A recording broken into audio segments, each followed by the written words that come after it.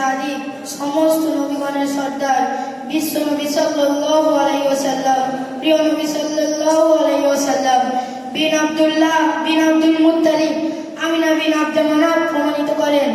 একজন অধিকার বললেন, সে যুগের মানুষ ছিল সিংহের চাইতে হিংস্র, অজগরের চাইতে বিষাক্ত, শিয়ালের চাইতে দুরন্ত, কুকুরের চাইতে লোভী, শুকরের চাইতে নিকৃষ্ট।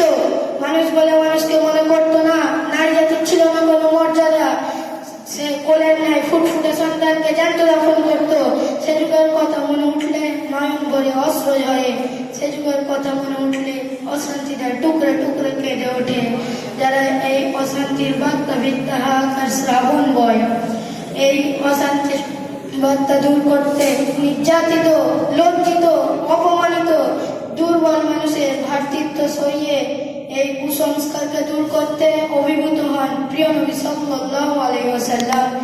আমাদেরকে যে 63 বছর বলে দিয়েছেন, আমাদেরকে যে আদর্শ দিয়ে গেছেন, তা হিন্দু, মুসলিম, শিখ, ইসাই, ইহুদি, মোট কথা সর্বকালে, সর্বযুগে, সর্বশ্রেণীর পূজ্য। সেই আদর্শ থেকে আদর্শের কথা পাওয়া যায়নি, লেলিতের মধ্যবর্ষ থেকে আদর্শের কথা পাওয়া যায়নি, স্বামী বিবেকানন্দের আদর্শ থেকে আদর্শের কথা পাওয়া যায়নি। একমাত্র এই আদর্শের কথা পাওয়া গিয়েছে সেই রাজ সিংহাসনের মালিক, তিনি মানব সম্প্রদায়কে মুক্ত পুঁজির মালায় গেঁথে রেখেছে। আসুন সেই প্রিয় নবী সাল্লাল্লাহু আলাইহি ওয়াসাল্লামের অনুপম আদর্শের দিকে দৃষ্টি নিক্ষেপ করি। প্রিয় শ্রোতা মণ্ডলী, প্রিয় নবী সাল্লাল্লাহু আলাইহি ওয়াসাল্লামের স্রষ্টার সান্ত্বনা যে বন্ধ করেছে, এই নির্দেশ পাওয়াকে শৈশবকালে অর্থাৎ তার দুধ পান করাকালে, কারণ তিনি যা নিঃশব্দে ব্যতীত রোদ্দুরের কষ্ট আকের ছনাক্ত মানে স্পর্শ করেননি। কারণ সততা তার পেশা, আমানতদারি তার নেশা। গরিবের ছিল পিতা, ইয়েতিমের ছিল দাদা, ধনীর ছিল মাতা। তেনার চলাফেরা ছিল নম্র ভদ্র, কথা ছিল মধুর চেয়ে মিষ্টি।